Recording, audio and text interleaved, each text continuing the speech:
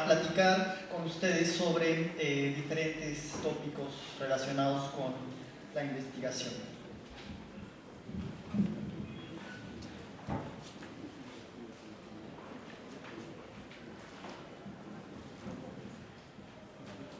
Bueno, creo que no voy a poder mover mucho, pero al menos un poco más.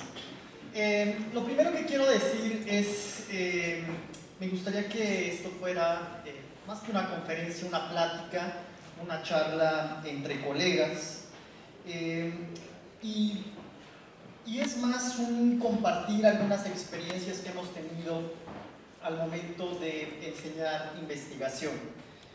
Básicamente esta plática me gustaría que tuviera los siguientes objetivos.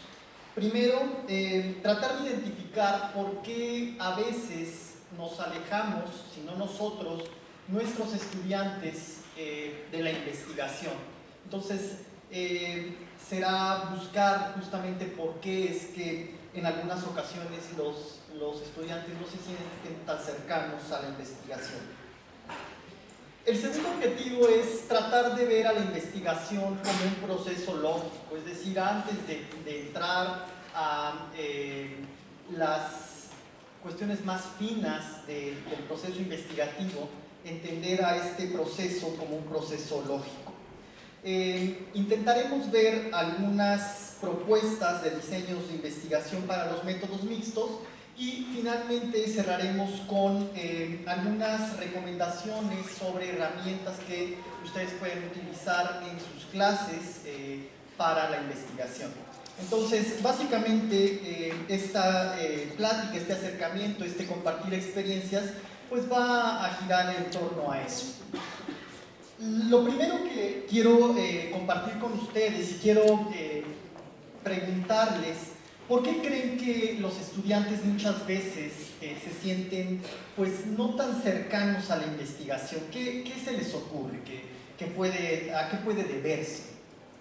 Porque yo creo que no solo en México, sino en distintas partes de Latinoamérica pasa que el estudiante ve en su carga de materias que el próximo semestre va a llevar metodología de la investigación y estoy seguro que muy pocos son los que saltan de gusto, ¿cierto? ¿Por qué creen que sea esto? Soy docente de la Facultad de Ingeniería de Procesos, Escuela de Ingeniería Experimentales. Imparto la cátedra de Metodología e Investigación con los alumnos del 10º semestre, del 5º año.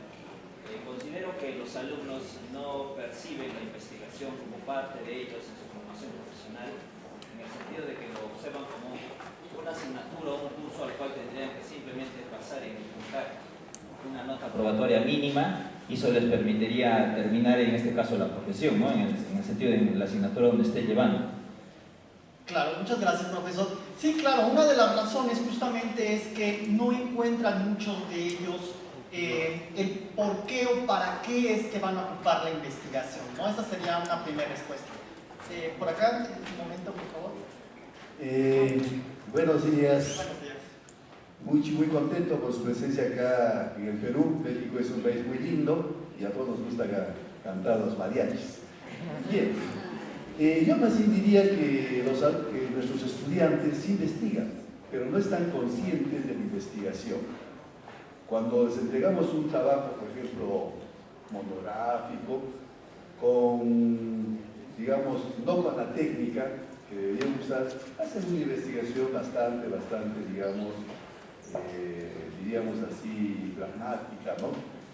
Entonces, pero cuando ya les hablamos del curso de la metodología de investigación, un poco que el nombre ya asusta.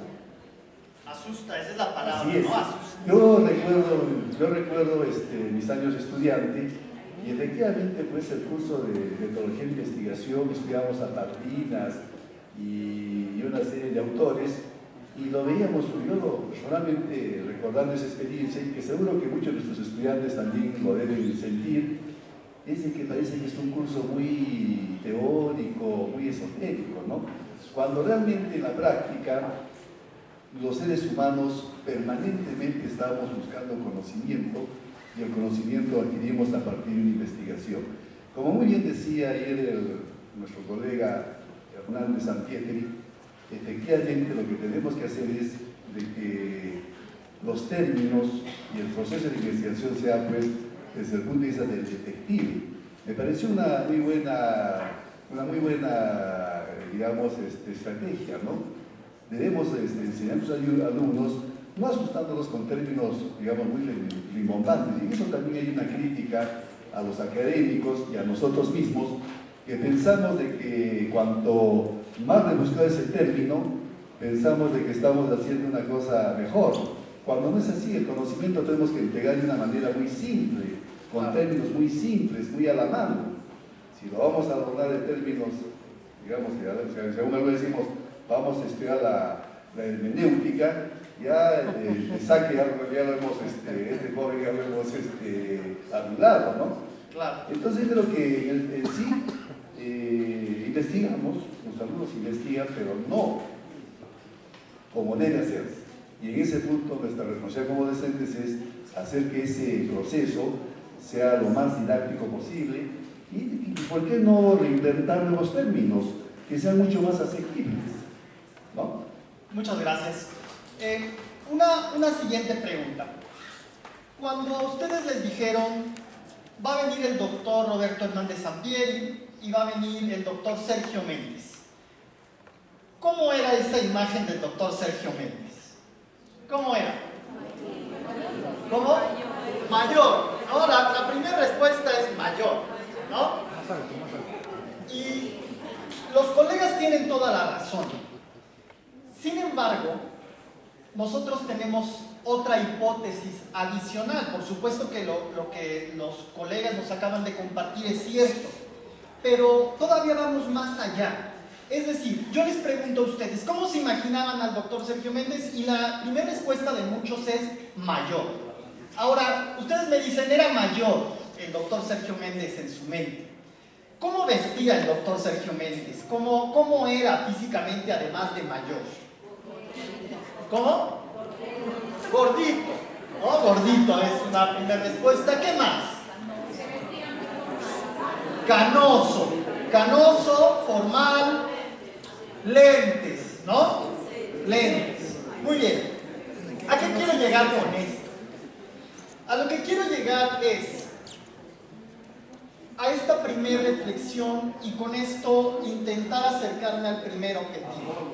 Es decir, intentar responder esta primera pregunta que yo les hacía respecto a por qué los alumnos les cuesta tanto trabajo acercarse con la investigación.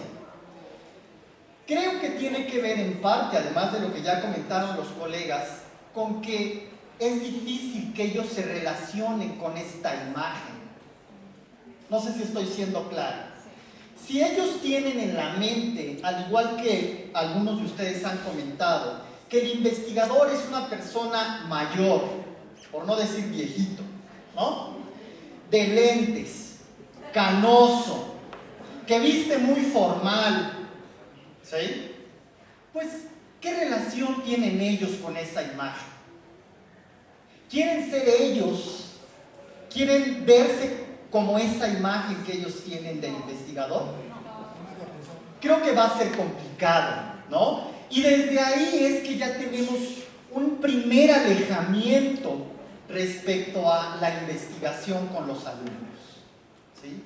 Tenemos que hacer a la investigación, como comentaba el colega, algo más cercano a la realidad.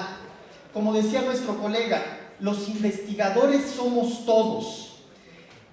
Nosotros tenemos una dinámica para el primer día de clases.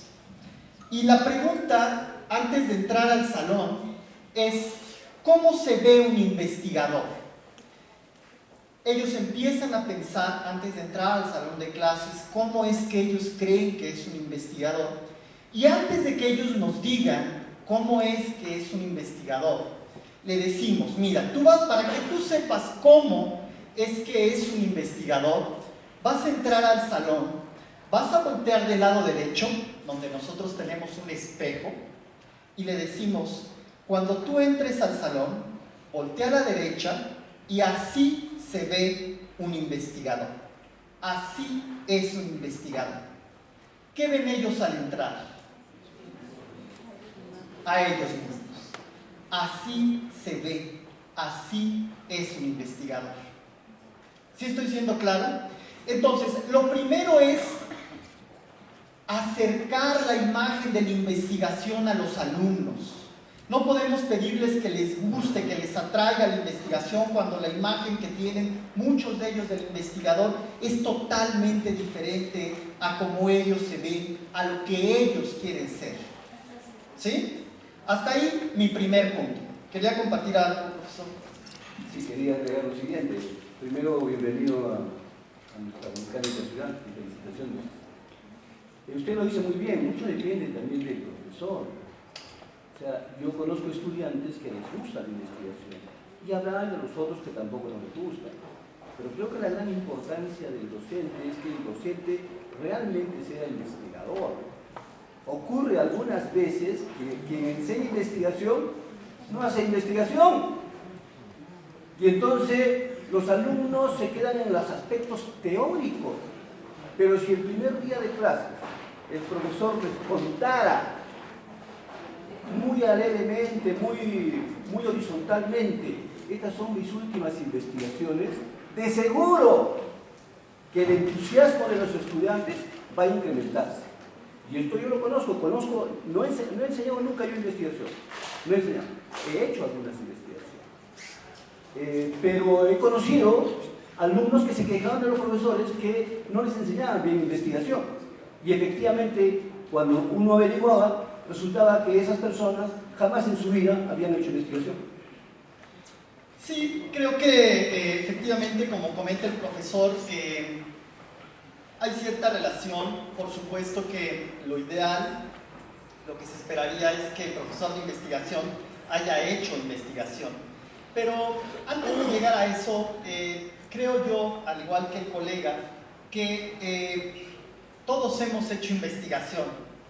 Y ahí está otra de las reflexiones que queremos hacer.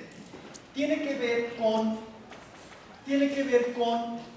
que nosotros hemos hecho investigación desde el primer momento que aparecimos en este mundo, ¿no? Algunos de ustedes que tienen hijos, algunos que tienen hermanos, algunos que tienen sobrinos, algunos que tienen nietos, pues se podrán dar cuenta cómo el bebé, cuando escucha algún sonido nuevo, cuando huele algo diferente, cuando llega alguien que no conocía, el bebé inmediatamente abre sus ojitos y empieza a buscar qué es eso nuevo, ¿sí? ¿Qué está haciendo el bebé? Está investigando.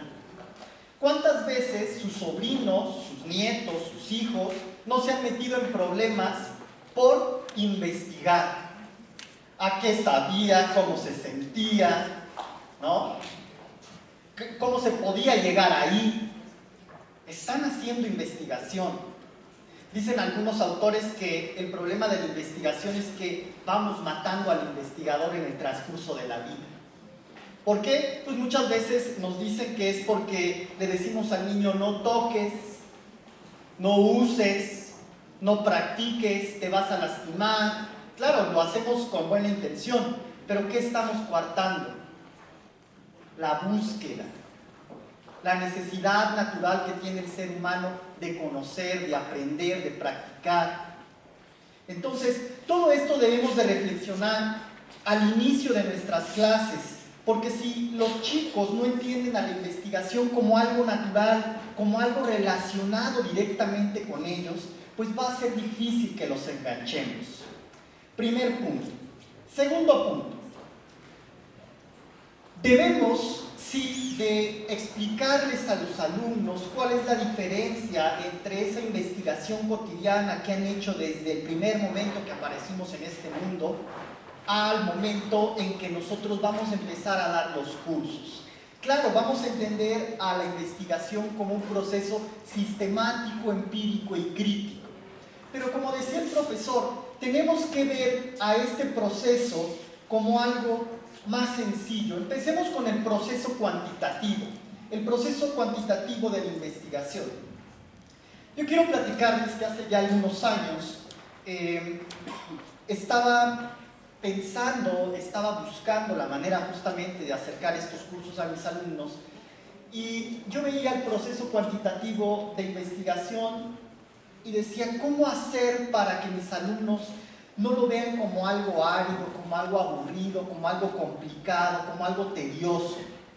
Si bien, bueno, las diapositivas ayudan, lo que yo estaba buscando es que ellos lo vieran como algo lógico, algo que si no tuviéramos este esquema, más o menos pudiéramos llegar a lo mismo. Y es cierto, si se fijan, y ahorita lo iremos revisando a través de este ejemplo, el proceso cuantitativo de investigación es lógico, ¿sí? Si nosotros hubiéramos hecho, hoy día no hemos tenido tiempo, pero si hubiéramos hecho una dinámica antes de empezar y hubiéramos intentado todos construir un proceso lógico para hacer investigación, más o menos habríamos llegado a lo mismo.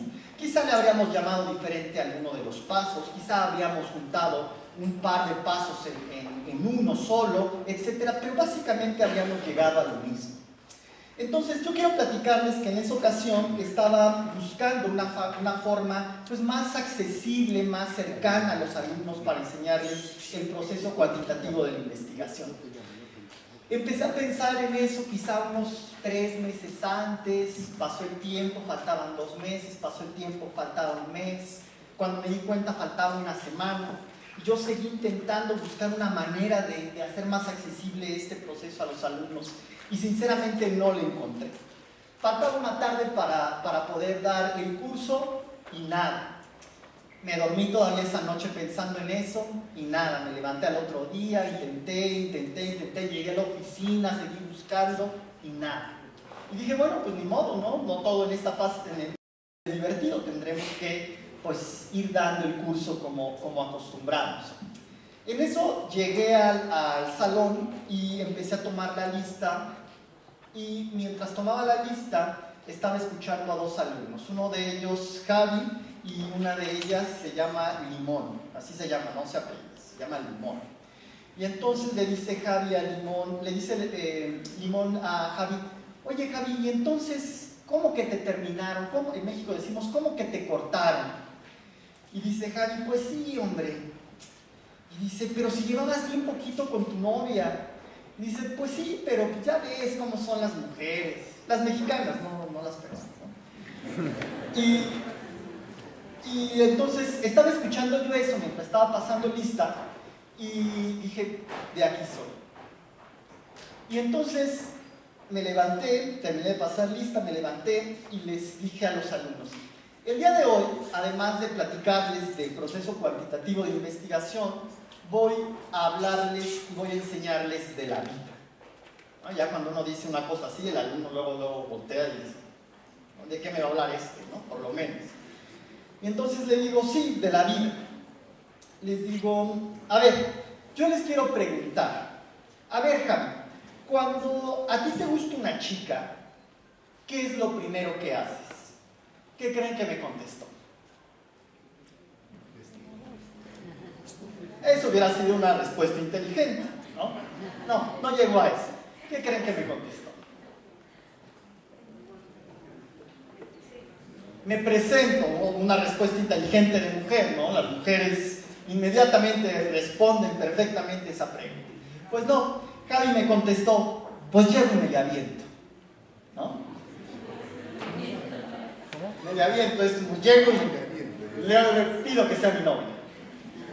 Le digo, pues Javier, pues por eso tienes tantos problemas. El día de hoy te voy a enseñar cómo se hace, ¿no? Más o menos hubo la misma respuesta en el salón. Y entonces le dije, mira, lo vamos a hacer a través del proceso cuantitativo de investigación. A ti te gusta la chica, la has visto en la universidad, la has visto en la cafetería, en los pasillos, la ves y te gusta, es una chica guapa. Y entonces, eso es la idea de investigación. Te gusta, no te le avientas, Javier, te gusta, ¿no? Para que te le avientes, espérame tantito. Te gusta, pero aún no has determinado qué, simplemente es la ves, sientes algo, te parece agradable la chica, etc. Más adelante tienes el planteamiento. ¿Y en el planteamiento qué tenemos? Preguntas de investigación, ¿cierto? ¿Cuál sería la pregunta de investigación de Javier?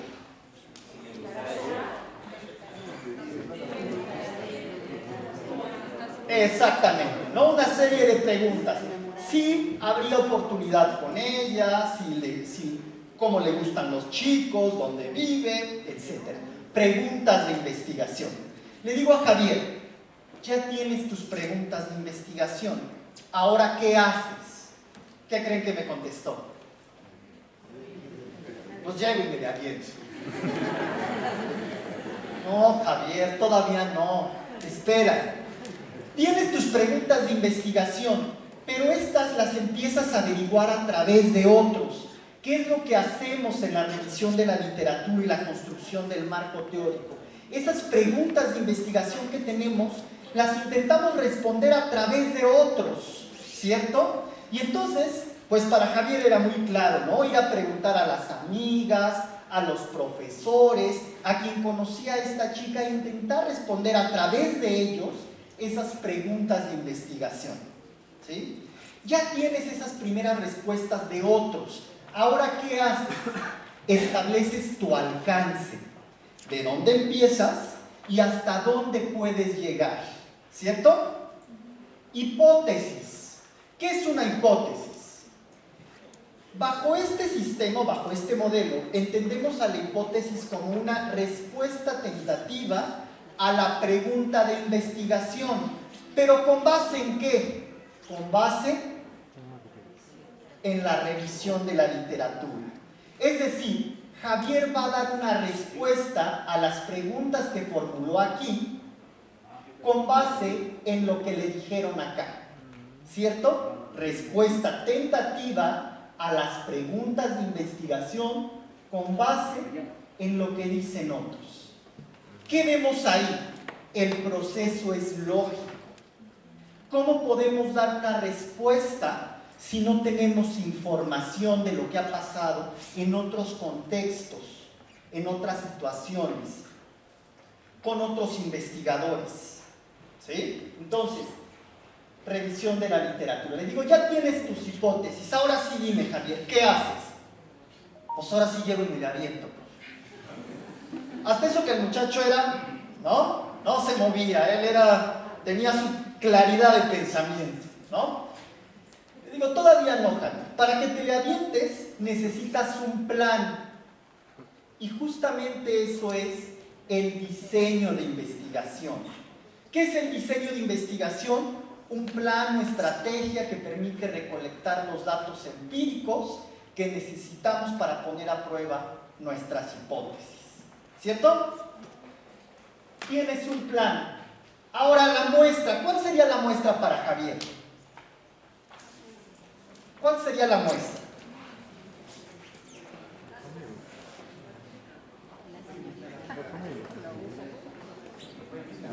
Podría ser que lo que normalmente hacemos los varones, ¿no? Me pueden invitar a salir Digamos, Ahí se nota que el profesor da metodología de la investigación y conoce de la vida, ¿no? Por supuesto, la cita sería la muestra, ¿cierto?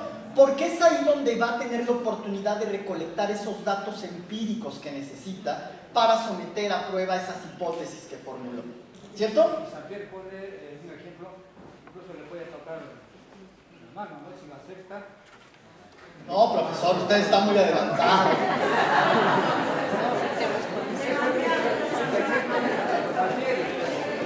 Tiene toda la razón. A eso vamos, profesor. Tiene toda la razón. Tiene usted la muestra. La cita es la muestra, ¿cierto?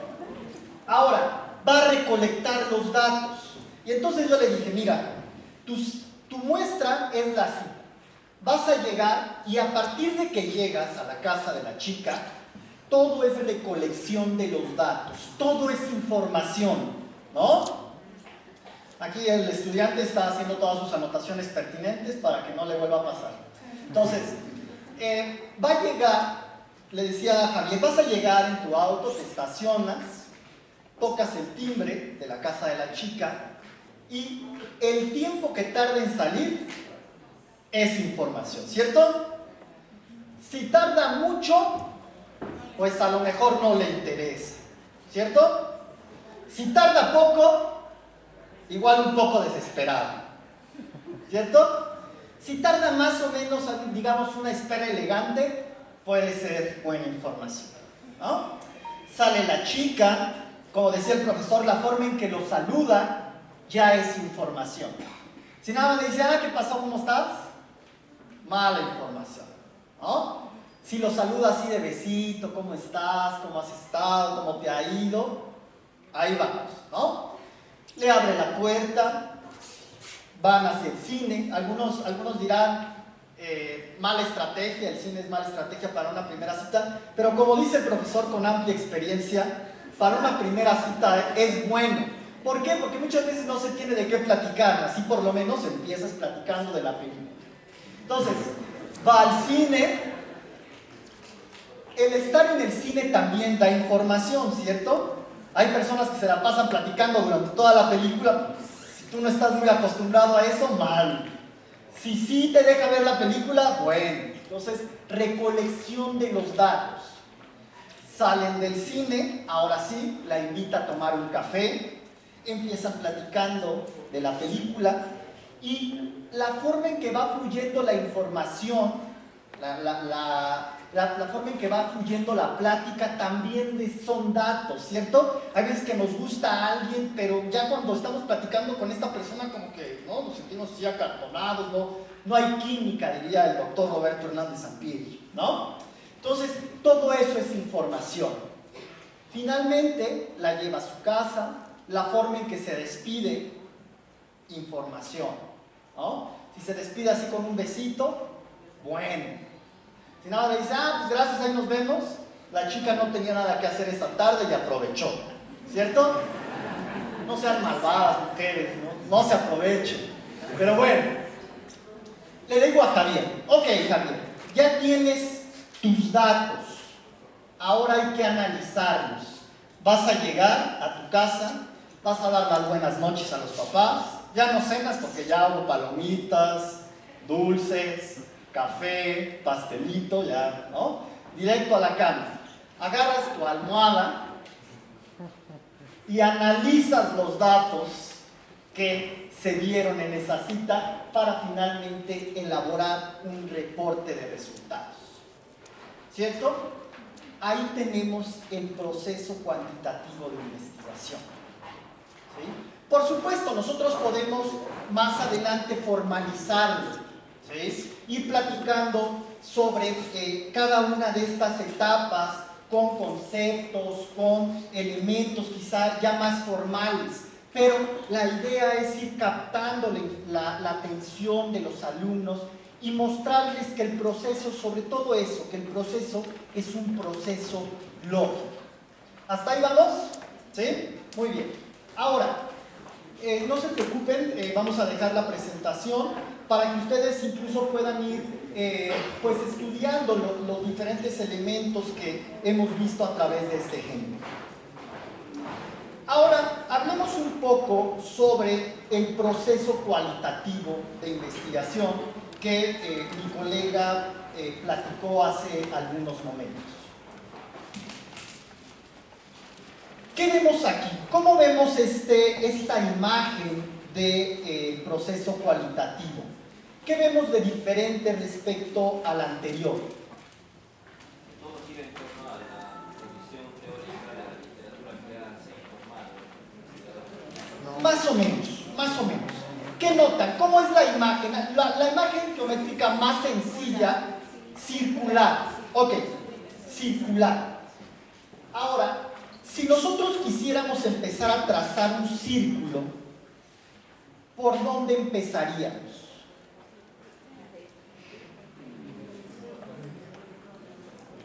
Dice el profesor, por la idea. Claro, lo más lógico en el proceso de investigación es que tengamos una idea, ¿cierto? Sin embargo, mi pregunta fue un poquito diferente. Si yo empiezo a trazar un círculo, ¿por dónde empiezo? por cualquier punto, dice el profesor, por cualquier punto. Y entonces, alguno de ustedes podrá decir, oye Sergio, pero eso es ilógico. ¿Cómo me dices que una investigación, aún siendo una investigación cualitativa, puede empezar de cualquier punto? Y para eso quiero ponerles un ejemplo. Claro, es un ejemplo coloquial, pero quiero que este ejemplo sirva simplemente para explicar este concepto, esta idea. La investigación cualitativa puede empezar en cualquier punto. Entonces, me permito este ejemplo. Como digo, es un ejemplo coloquial, pero es solo para explicar esta idea. Hace tiempo, unos compañeros, unos amigos, me invitaron a escuchar, ir a ver a la arrolladora Banda Limón. ¿Ustedes han escuchado de la arrolladora Banda Limón? ¿Sí? ¿Algunos? ¿No todos? Bueno, hoy vamos a tener oportunidad, un momentito aunque sea, de conocer a la arrolladora Banda Limón, en un momento, pero quiero platicarles. Me dicen, oye Sergio, vamos a escuchar, vamos a ver a la arrolladora Banda Limón. Y yo dije, órale, vamos, ¿no? Y entonces, pues me dicen, pero tú te llevas tu carro. Sale, yo me llevo mi carro. Y entonces íbamos en el camino, pasamos a un poblado cercano a la ciudad donde vivimos, y pasamos por unos amigos, y de ahí nos fuimos al lugar donde iba a ser el evento, una plaza. Y entonces pues yo iba manejando, yo nunca había ido a un evento de esos, y entonces iba manejando, y uno no puede dejar quien es en casa y decirle, bueno, aquí te quedas, ahorita vengo, sino que uno va con quien es, con su formación, con sus tendencias, con sus creencias, con sus percepciones. ¿Sí? Quizá aquí haya una primera gran diferencia respecto a la investigación cuantitativa. La investigación cuantitativa es objetiva, busca la objetividad. Ya ayer nos platicaba el doctor Hernández Sampieri que lejos de lo que se piensa, nada es completamente objetivo, nada es completamente subjetivo, pero la investigación cuantitativa busca la objetividad. La investigación cualitativa acepta la subjetividad. Por eso es que yo decía que uno no puede dejar a quien es en casa, sino que uno va con sus percepciones, con sus tendencias, con sus creencias, con su propia formación. Yo he tenido la oportunidad de trabajar con el doctor Hernández Sampieri más de 15 años, y entonces, pues esto significa que, pues, de alguna manera he recibido capacitación en investigación. Y entonces no podía decirle, ahí te quedas investigador, yo me voy a bailar, ¿no? Sino que, pues, uno va con quien es. Iba en el camino y entonces iba observando qué había. Y pues básicamente había campo, campo, campo, de vez en cuando una construcción, más campo, alguna otra construcción, alguna granja, campo, hasta que empecé a ver casas. Y entonces, al estar viendo casas, digamos, esto sería inmersión inicial en el campo, la muestra sería el evento, y empiezo a recolectar, observando. Pero al mismo tiempo que observo, a diferencia del cuantitativo, que es completamente lineal, analizo e interpreto, es decir, voy viendo campo, campo, campo, alguna construcción, campo, campo, campo, granja, alguna construcción, pero de repente empiezo a ver casitas, ¿sí? Casitas. Y entonces empiezo a ver ya al horizonte esas casitas y recolecto, analizo e interpreto. ¿Qué interpreto? Que me acerco al lugar donde es el evento, ¿cierto? Y entonces me voy acercando, voy pensando en eso y me dice mi amigo, vete buscando por dónde estacionarte porque ya vamos a llegar, ¿no?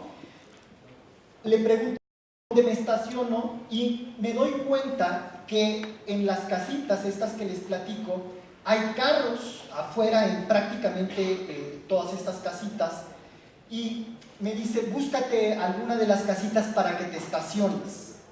Me estaciono y recolecto, analizo e interpreto. ¿Qué es lo que pasa? Esas casitas rentan sus espacios de cochera, de garage, para que la gente que va a los eventos, a estos bailes, se estacionen y les paguen por el lugar de estacionamiento. Recolecto, analizo e interpreto. ¿Qué significa eso? Que este tipo de bailes también beneficia a la comunidad. ¿Por qué? Porque se generan economías alternas a los eventos. No solo gana quien organiza el evento, sino que ganan los pobladores de esas casitas a través de estos negocios, de esos momentos. ¿Sí me siguen? Recolecto, analizo e interpreto. Vean, yo no tenía una idea de investigación, ¿cierto? Yo iba al baile, inmersión inicial, el propio baile sería la muestra, recolecto, analizo e interpreto lo que voy observando. De ahí salimos del carro, se acerca un chiquito como de unos 6 años y me dice, son 50 pesos, jefe. Ya saco mis 50 pesos y tienen una mesita de dulces. ¿Qué es eso? Generan economías alternas, aprovechan los eventos para ganar un poco más para el ingreso familiar. Entonces, vamos avanzando, llegamos a la plaza, cada vez hay más gente, llegamos al lugar donde es el evento, entramos y lo primero que veo es mucha oscuridad y una fila de guardias de seguridad. Otra vez, recolecto, analizo e interpreto. ¿Qué significa eso? ¿Qué significa que haya tanta gente de seguridad? ¿Que es más bien seguro o que es más bien inseguro?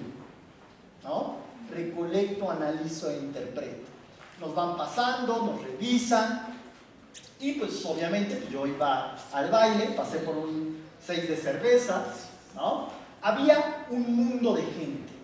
Ni siquiera les puedo describir qué tanta gente había. Les puedo decir simplemente que desde mi punto de vista parecía que no cabía un alfiler. Y a nosotros nos habían apartado a lo más alto de la plaza, había unos amigos que habían llegado antes, y entonces yo vi hacia lo alto de la plaza y dije, ¿cómo voy a llegar hasta ahí? Y entonces ahí me empecé a dar cuenta qué hacían las personas que acudían ahí. Otra diferencia respecto a la investigación cualitativa. El investigador cualitativo forma parte del contexto. Forma parte del contexto. Incluso el investigador se dice que es la principal herramienta de recolección. ¿Sí? Y entonces dije, bueno, pues vamos a hacer lo mismo, agarré mis 6 de cervezas y entonces empecé a equilibrarme con el propio 6 de cervezas, no, con permiso, hasta que llegué a la parte donde estaban mis amigos. Ese lugar me permitió ver con mucha claridad qué era lo que pasaba ahí. Por ejemplo, me di cuenta que al lado izquierdo tenía una banda, todavía no la arrolladora de Limón, sino una banda. Tenía de frente el ruedo y empecé a observar. Yo no podía dejar a quien soy, mi formación, lo que he aprendido en casa. Entonces, yo no podía dejar quién era. Entonces, ¿qué estaba haciendo? Observando todo el tiempo. Era nuevo para mí. Y entonces estaba la banda y en el ruedo salía el jinete. El jinete montado en un toro. El toro, me di cuenta otra vez, recolecto, analizo e interpreto. Me doy cuenta que es parte del evento, del espectáculo. Hay jinetes que están montados en toros, sale el toro, el jinete montado en él, y hay dos alternativas. O el jinete se mantiene o el jinete se cae. En ambos casos la gente aplaude, ¿no? Es parte del propio evento. Y entonces, pues estaba viendo eso cuando veo que de repente entre la gente se abre un círculo prácticamente perfecto, ¿no?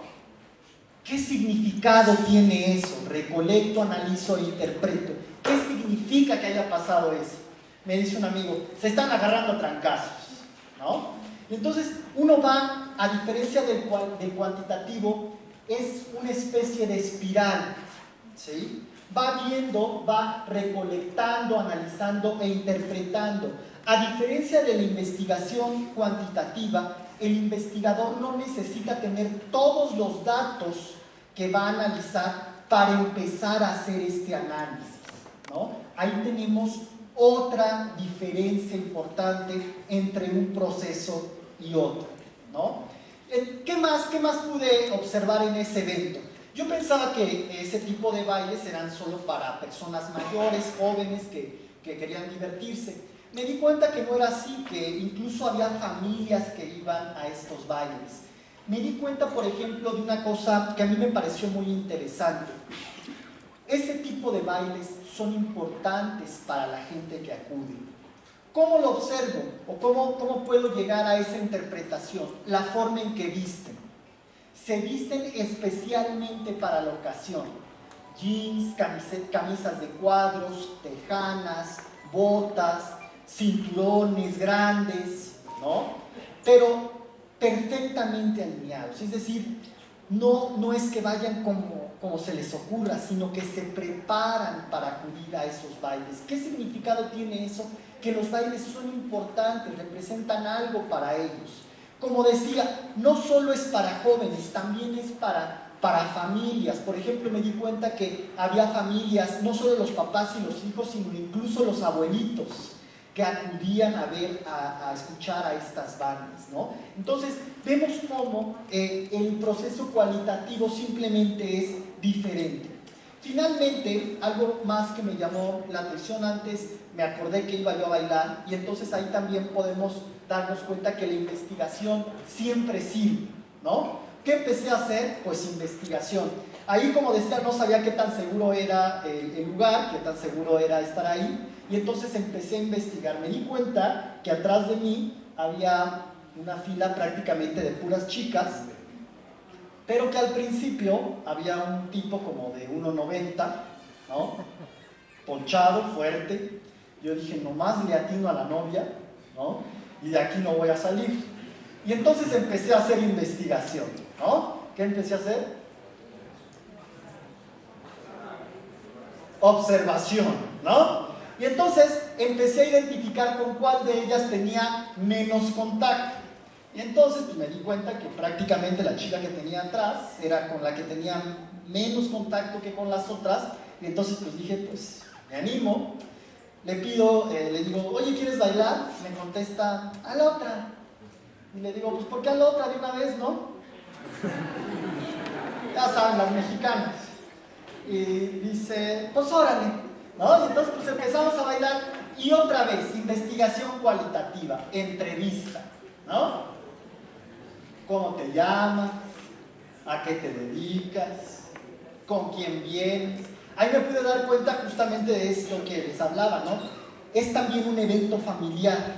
Iba con las hermanas, las primas, y el grandote que estaba al principio era el hermano que iba con la novia, la que estaba al lado, ¿no? Entonces la investigación cualitativa también sirve, ¿no? Ahí, por ejemplo, me di cuenta finalmente de una cuestión particular.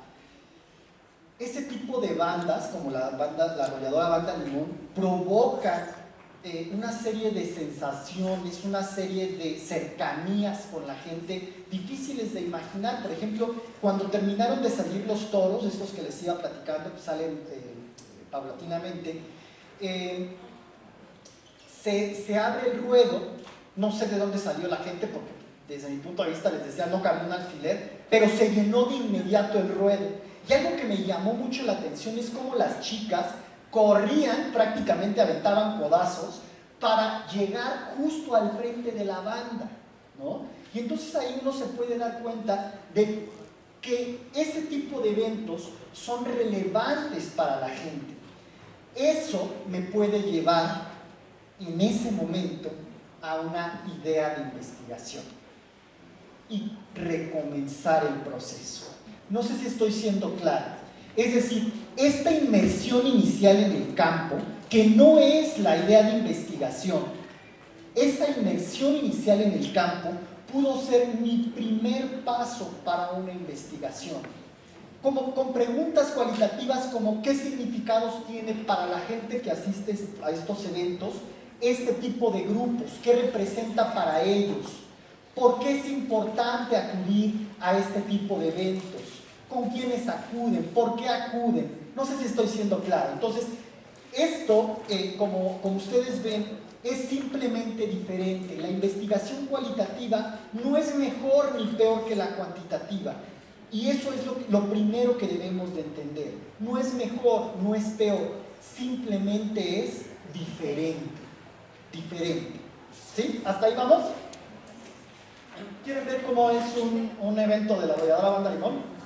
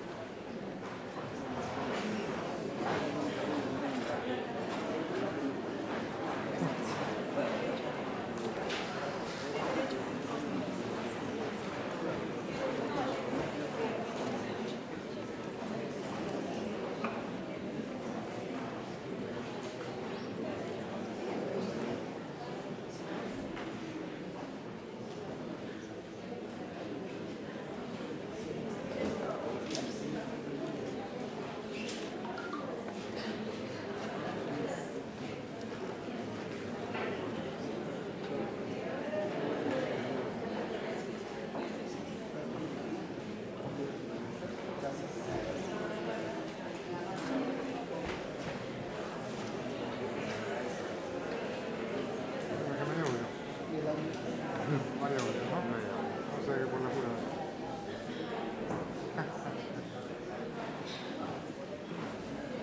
¿Alguien que me pueda ayudar con el audio, por favor? Vale.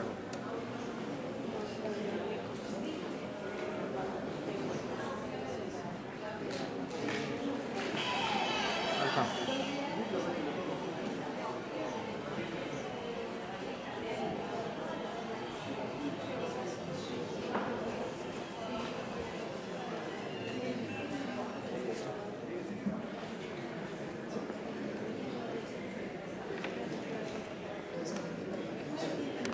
Es como, pues típica, digamos, del norte del país.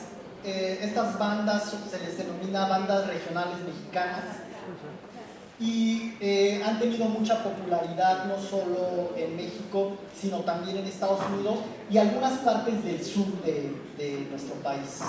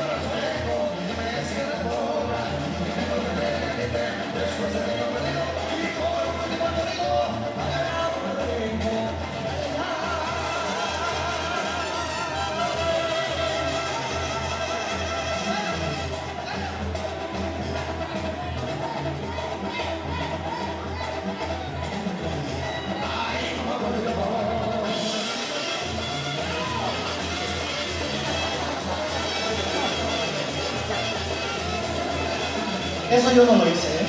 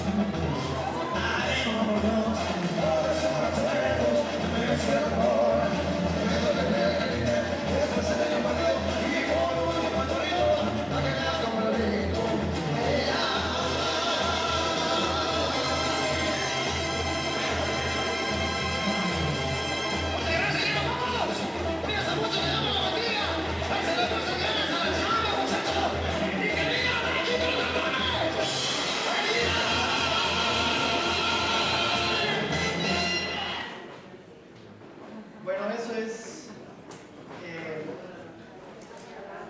baile regional mexicano o banda es como nosotros en México la conocemos.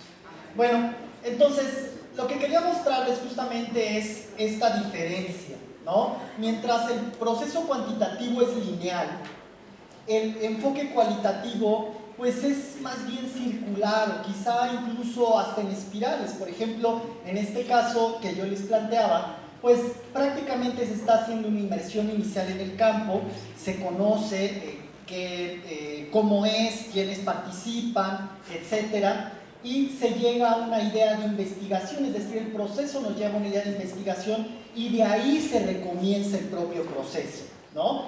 Comentaba el profesor, ¿qué papel juega la revisión de la literatura? Bueno, va a depender de la investigación, ¿no?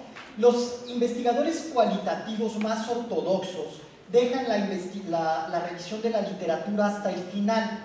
¿Por qué? Por una sencilla razón. Las lógicas de los procesos son distintas.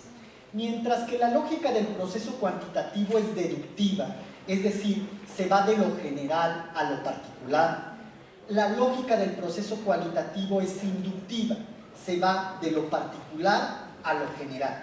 Por eso es que los cualitativos ortodoxos dejan a la revisión de la literatura hasta el final. Sin embargo, también digamos que nuestro modelo permite que la revisión de la literatura se haga en cualquier momento, y esto va a depender también de qué tan familiarizado esté el investigador con el contexto, con el tema, ¿sí? Para nosotros, cuando un alumno de pregrado está comenzando con una investigación cualitativa, es mejor que el alumno sí haga la revisión de la literatura en los primeros pasos, porque eso le va a dar mayor guía, mayor estructura, que es, nosotros hacemos una analogía, cuando nosotros vamos a empezar a manejar un carro estándar, cuando vamos a empezar a manejar un carro estándar, pues siempre pensamos en los pasos, ¿no? Paso 1, meto el clutch, paso 2, la velocidad, paso 3, el acelerador, paso 4, voy sacando el clutch, y así sucesivamente. Así es esta parte, es decir, para un alumno que apenas empieza a hacer investigación cualitativa, quizás sea bueno el empezar con revisión de la literatura. Para un profesor que ya tiene mucha experiencia, que ya está familiarizado con el contexto, con el fenómeno, etcétera, pues quizás sea mucho más fácil o mejor hacerlo al final, ¿sí? Entonces, ahí tenemos este proceso cualitativo de investigación. Muy rápidamente, quizá porque este es un poco distinto al anterior, en lugar de comenzar con una teoría particular y luego voltear al mundo empírico para ver si es apoyada por los hechos, el investigador comienza el proceso examinando los hechos en sí y genera o desarrolla una teoría consistente con lo que está observando que ocurre. El investigador plantea un problema, pero no sigue un proceso claramente definido. Sus planteamientos no son tan específicos como si lo son, y lo deben de ser, en el proceso, en el enfoque cuantitativo. Otra diferencia es que los métodos de recolección de los datos no son estandarizados, no se efectúa una medición numérica y por lo tanto el análisis no es básicamente estadístico. Decimos que no es básicamente estadístico porque hay algunas investigaciones cualitativas que han utilizado ya la estadística para contextualizar, pero no es, digamos, el objetivo de la investigación cualitativa. La recolección de los datos consiste en obtener las perspectivas y puntos de vista de los participantes, sus emociones, sus experiencias, significados y otros tantos aspectos subjetivos. También resultan de interés las interacciones, ¿no? Esto lo podemos ver con el ejemplo que acabo de dar, es decir, cómo se relaciona la seguridad, cómo se relacionan los jinetes, cómo se relaciona la banda, cómo se relacionan las familias, los participantes, los amigos. ¿Estoy siendo claro? Entonces, resultan de interés las interacciones. El investigador pregunta cuestiones generales y abiertas, recolecta datos expresados a través del lenguaje escrito, verbal y no verbal, así como visual, los cuales describe, analiza y los convierte en temas, conduciendo la indagación de una manera subjetiva y reconociendo sus tendencias. El proceso es flexible y se mueve entre los hechos, entre cómo se va dando la recolección de los datos. Su propósito es reconstruir la realidad tal y como lo ven los actores de ese sistema social previamente definida, ¿no? Entonces, ahí vemos justamente estas características y estas diferencias respecto al proceso anterior.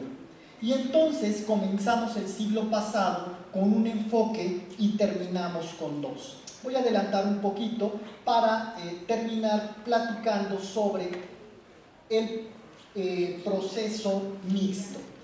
El doctor Roberto Hernández Sampieri dice que la investigación mixta es el matrimonio cuanticual, el paradigma del siglo XXI. ¿Por qué dice que es el matrimonio cuanticual? Bueno, pues él dice que es como las relaciones de pareja, ¿no? Cuando se junta un hombre y una mujer, un hombre y un hombre, una mujer y una mujer, relación de pareja, pues siempre todo es bonito, ¿cierto? Siempre se llevan bien, nunca hay problema en casa, todo se resuelve favorablemente, ¿cierto? ¿No es así? ¿Y entonces por qué seguimos emparejándonos? Algo bueno ha de tener, ¿cierto? Algo bueno ha de tener. Pues bueno, cuando nosotros tenemos una pareja, pues simplemente ¿qué buscamos? ¿Qué buscamos ver? ¿Qué buscamos aprovechar? ¿No? Quizá no es la palabra, sino disfrutar. Quizás es la mejor palabra, disfrutar lo bueno de la otra persona, ¿cierto? Así pasa con los enfoques. Lo que nosotros estamos proponiendo no es fijarnos en las debilidades de los diversos enfoques, sino más bien en sus fortalezas. ¿Por qué? Porque nuestra intención, ¿cuál es? Conocer, saber, investigar, ¿cierto? Entonces, ahí tenemos justamente este paradigma del siglo XXI. Voy simplemente a mostrarles muy rápidamente, porque estamos, digamos, en la última parte de esta plática y de este gran evento, un poco más acerca de los métodos mixtos. Esta es la definición que da Roberto Hernández Sampieri. Él dice que los métodos mixtos representan un conjunto de procesos sistemáticos, empíricos y críticos de investigación que implican la recolección y análisis de datos tanto cuantitativos como cualitativos, así como su integración y discusión conjunta para realizar inferencias producto de toda la información recabada y así lograr un mayor entendimiento del fenómeno bajo estudio. Es decir, no se trata solo de hacer preguntas cuantitativas y algunas cuantas cualitativas, sino que se trata de conjuntar ambos procesos. ¿De qué formas? Pues pueden ser distintas. Él habla de un espectro de los métodos mixtos, ¿no? Una investigación puede ser más bien cualitativa, más bien cuantitativa, puede empezar a mezclar ambos procesos con un énfasis, por ejemplo, en el cualitativo y algunos elementos cuantitativos, o viceversa, más bien cuantitativa con algunos elementos cualitativos, o buscar una mixtura completa, es decir, donde ambos enfoques tengan el mismo peso, ¿no? ¿Cómo hacerlo? Bueno, estas son algunas de sus funciones: ayuda a la triangulación, a la compensación, complementación, amplitud, multiplicidad, mayor capacidad de explicación, reduce la incertidumbre ante descubrimientos inesperados, nos puede ayudar incluso a desarrollar instrumentos de investigación, da una capacidad mayor en cuanto al muestreo, mayor credibilidad, contextualización, descubrimiento y confirmación, diversidad, etc. Nos lleva a tener una mayor claridad y visualizar relaciones encubiertas. Analógicamente, no sé si ustedes conocen esta historia de los ciegos que buscan conocer cómo es un elefante, no sé si la han escuchado, ¿no? Más o menos se acordarán, se acerca el primer ciego, toca la pata del elefante y le preguntan cómo es un elefante.